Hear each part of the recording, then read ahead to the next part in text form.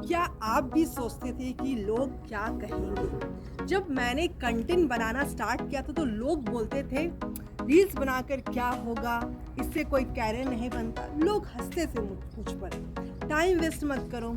शुरुआत में शायद हर क्रिएटर को ये सुनना पड़ता है, लेकिन एक बात मैंने सीखी है कि जब आप शुरू करते हैं तो लोग आप पर हंसते हैं।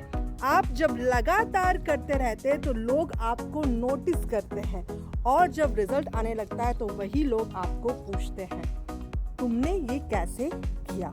तो कंटेंट क्रिएशन में सबसे इम्पोर्टेंट टैलेंट नहीं है, सबसे इम्पोर्टेंट होता है कंसिस्टेंसी। तो पहले 100 वीडियो सीखने के लिए बनाओ, वायरल होने के लिए नहीं, क्योंकि हर वीडियो आपको बेहतर बनाता है।